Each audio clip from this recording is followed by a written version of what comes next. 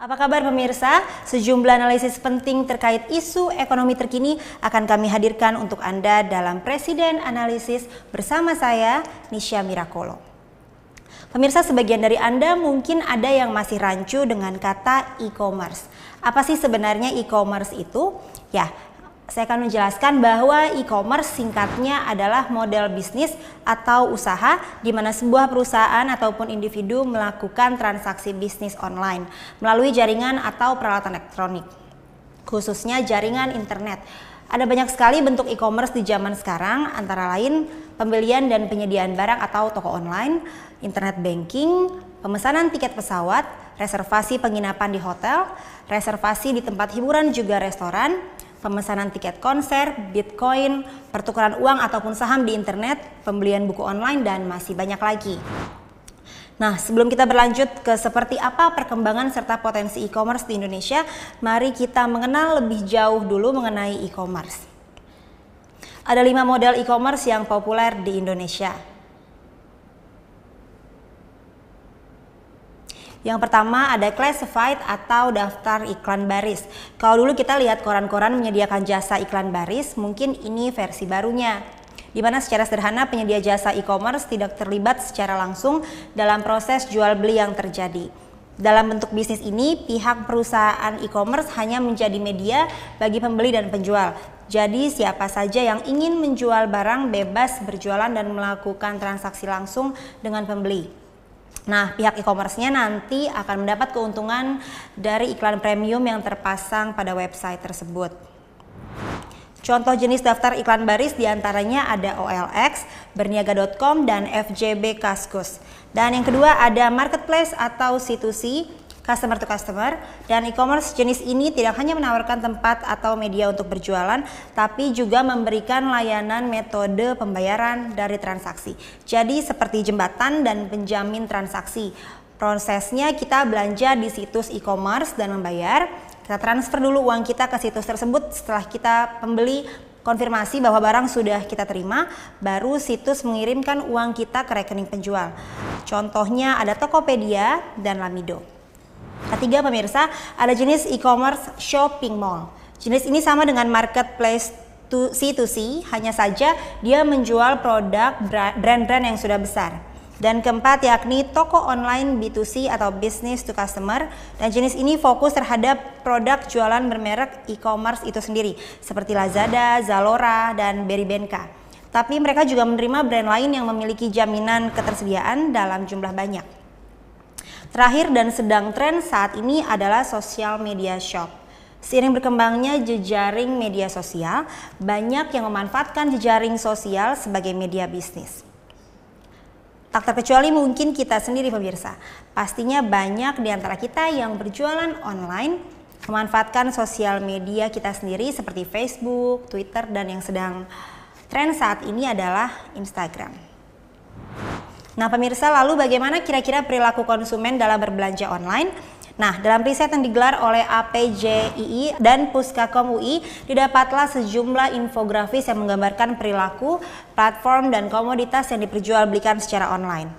Platform jejaring sosial adalah yang terbanyak dipilih dengan persentase mencapai 64,9%. Disusul oleh Messenger dengan 22,9% dan komunitas online melengkapi posisi 3 besar dengan persentase 14,4%. Sementara mailing list ada di posisi terakhir dengan persentase hanya 1,5%. Riset APJII dan Puskakom UI juga mengungkapkan elemen yang tak kalah penting, yakni komoditas jual beli online.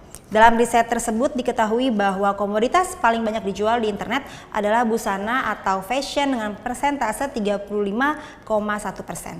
Hal ini berkaitan dengan lebih banyak gender perempuan yang berbelanja online. Dan riset lain menyatakan bahwa lebih dari 55% wanita lebih menyukai berbelanja online.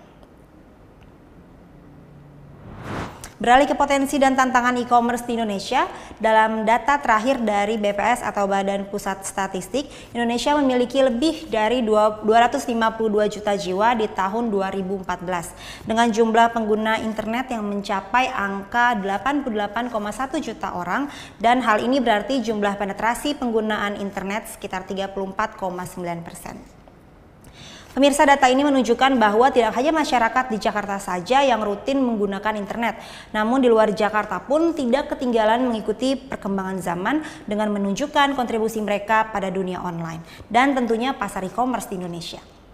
Redwing memperkirakan nilai pasar e-commerce di Indonesia antara 1 miliar dolar hingga 10 miliar dolar pada 2015 dan juga diprediksikan dalam 3 tahun ke depan pangsa pasar e-commerce Indonesia akan tumbuh sebesar 250%. Hasil riset lainnya oleh Asosiasi E-commerce Indonesia atau IDEA, Google Indonesia dan TNS, Taylor Nelson Sofres, memperlihatkan bahwa tahun 2013 nilai pasar e-commerce Indonesia mencapai 8 miliar US dollar atau 94,5 triliun rupiah. Dan di tahun 2016 diprediksi naik 3 kali lipat menjadi 25 miliar US dollar atau sekitar 295 triliun. Juga data dari lembaga riset ICD memprediksi bahwa pasar e-commerce Indonesia akan tumbuh 42% dari tahun 2012 hingga 2015. Angka ini lebih tinggi jika dibandingkan negara lain seperti Malaysia yang memiliki 14%, Thailand 22%, dan Filipina 28%. Tentulah nilai sebesar ini sangat menggoda bagi sebagian investor, baik dalam maupun luar negeri. Beberapa visi atau venture capital besar seperti Rocket Internet, Cyber Agent, East Ventures, dan Idea Search bahkan sudah menanamkan modal ke perusahaan e-commerce yang berbasis di Indonesia. Sebut saja beberapa di antaranya adalah raksasa Lazada dan Zalora. Dari Benkat, Tokopedia, Bilna, Sakina, VIP Plaza, Ralali, dan masih banyak lagi. Mereka adalah sebagian contoh dari perusahaan e-commerce yang sukses dan berhasil dalam memanfaatkan peluang pasar e-commerce di Indonesia yang sedang naik daun.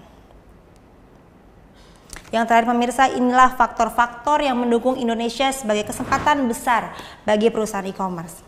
Di antaranya Indonesia terdiri dari 252 juta orang, 8% GDP growth, 150 juta jiwa di Indonesia merupakan konsumen middle class. Diperkirakan pemakai internet di Indonesia pada tahun 2016 akan mencapai 160 juta jiwa. 9,3% perdagangan dunia memanfaatkan e-commerce. Ya pemirsa, demikianlah Presiden Analisis pada hari ini. Presiden TV dapat Anda saksikan melalui www.presidentv.asia dan YouTube kami Presiden TV. Saya Nisha Mirakulo mohon undur diri, tetap di Presiden TV, mewujudkan impian Indonesia.